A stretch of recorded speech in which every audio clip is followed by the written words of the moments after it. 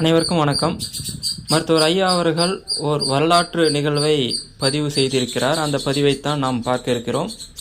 பழனி பாபா இறுதி சடங்கில் பங்கேற்க அஞ்சிய அரசியல் தலைவர்கள், இறுதி மரியாதை செலுத்திய ஒரே அரசியல் தலைவர் நான் மட்டுமே என்று குறிப்பிட்டிருக்கிறார். தமிழ்நாட்டில் இஸ்லாமிய இளைஞர்களிடம் பெரும் வரவேற்பை பெற்றிருந்த தலைவர் பழனி பாபா அவர்கள் ஜிகாத் கமிட்டி என்ற அமைப்பை உருவாக்கி பாட்டாளி மக்கள் கட்சியுடன் இணைந்து செயல்பட்டு வந்தார்.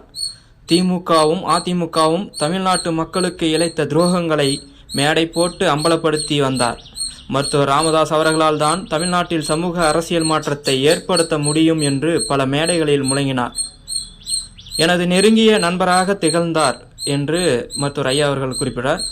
1997ஆம் ஆண்டு ஜனவரி 28ஆம் நாள் பொள்ளாச்சியில் தனது குடும்ப நண்பர்கள் பசவராஜ் தனபால் என்பவர் வீட்டுக்கு வந்த பாபா அவர்களிடம் பேசி முடித்துவிட்டு வெளியில் நின்ற தனது ஊர்தியில் ஏற முற்படும்போதுதான் 6 பேர் கொண்ட கும்பலால் வெட்டி படுகொலை செய்யப்பட்டார்.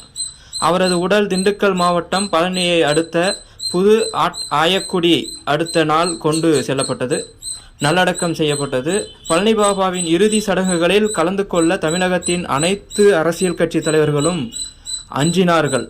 அவரது இறுதி சடங்கில் பங்கேற்றால் அவருக்கு எதிரானவர்களின் ஆதரவை இழக்க நேரிடுமோ என்ற அவர்களின் அச்சத்துக்கு காரணமாகும். ஆனால் எதையும் கவலைப்படாமல் எனது நண்பன் பழனி பாபாவின் இறுதி சடங்குகளில் பங்கேற்று மரியாதை செலுத்திய ஒரே அரசியல் கட்சி தலைவர் என்ற முறையில் நான் மட்டுமே என்று மருத்துவர் ஐயா அவர்கள் குறிப்பிடுகிறார். இதை பழனி பாபாவுக்கு நெருக்கமான அனைவருக்கும் இந்த விவகாரம், இந்த செய்தி தெரியும் என்பதையும் குறிப்பிட்டிருக்கிறார். அடுத்த ஒரு காணொலியில் சந்திப்போம். இந்த காணொலி பிடிச்சிருந்தா லைக் பண்ணுங்கள், கமெண்ட் பண்ணுங்கள், ஷேர் பண்ணுங்கள். நன்றி, வணக்கம்.